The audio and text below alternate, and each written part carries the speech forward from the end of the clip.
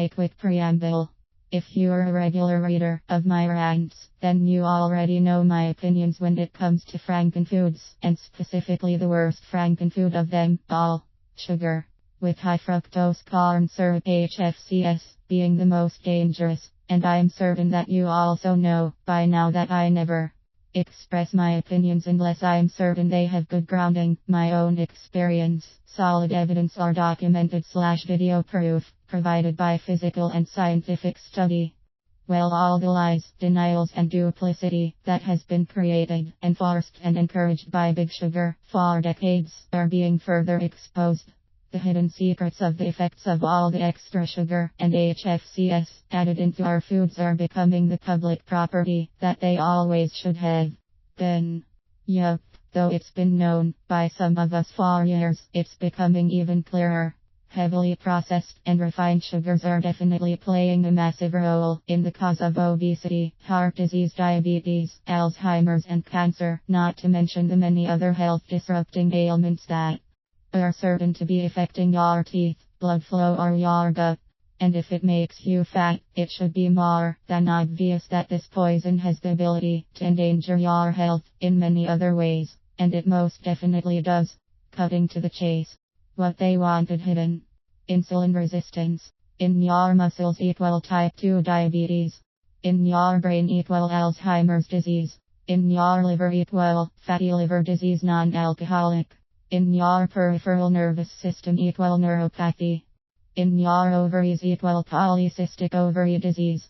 Cancers of all types. Sugar is cancer's greatest friend. It increases your chances of developing cancer, and if you already have cancer, it will feed on the sugar you consume and things will go from bad to worse. The scare tactics, a peek at the sneak.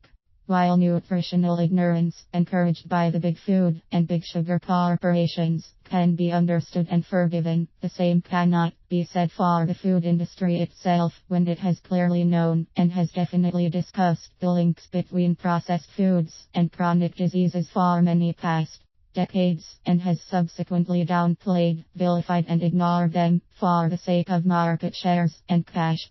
1999, the city of Minneapolis, USA, saw a gathering of the CEOs, very rare as they would more normally be fighting each other for bigger cuts of the marketplace of America's largest food and beverage companies, actually the world's best known brands. They were bluntly presented with all the evidence and proof of the deadly realities of sugar by two of their own, who were actually seeking more funding so they could carry out further studies of the sugar/disease links, thus improving the lot of the food industry. Big Food were, and still are, risking the same type of trials that the tobacco industry faced back in the 50s. The two guys presenting the facts were berated and ignored. Money outweighed the health risks of the world populace, Wall Street etc. was far more important. And how about this?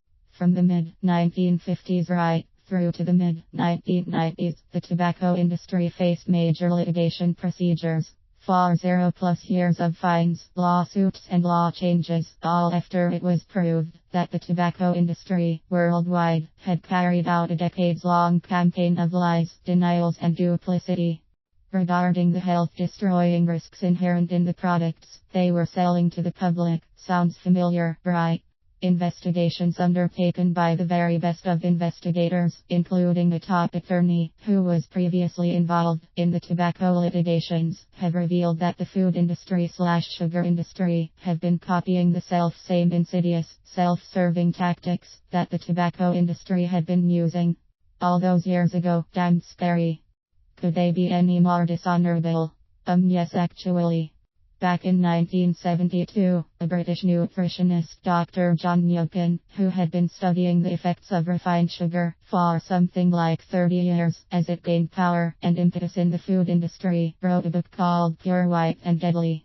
He scared the Sugar Association so badly that they resorted to long, painful and extremely successful smear campaign that ruined Dr. Youngkin's reputation and brought sugar research as a whole to a complete halt. And many years down the road, the white paper that the Sugar Association presented as proof that poor old John was a quack and that sugar was healthy and necessary, sugar in the diet of man, was found to have not only be filled with false information, but it was also found that the Sugar Association themselves had funded it, and they made it look as though it was the result of an independent study, and the world accepted it. Sad. But good news. The studies are back in full force, and what was hidden is being hidden. For Big Sugar and Big Food, the day of reckoning is close. A final anecdote. The basic premise is simple. If you want to avoid sickness and disease, avoid the poison.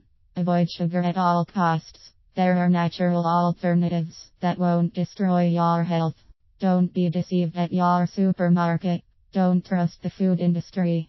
Check the content lists of everything you take off the shelf. You'll be amazed and shocked at how much sugar has been added to the products you purchase, even the healthy foods. And it doesn't just end there. Artificial sweeteners are also killing people. Stop. There's a great video at this point at the Natural Health Sniper site. Go check it out if you have time. There's a whole lot more detail than I've written here. It's scary. Asterisk, asterisk, asterisk.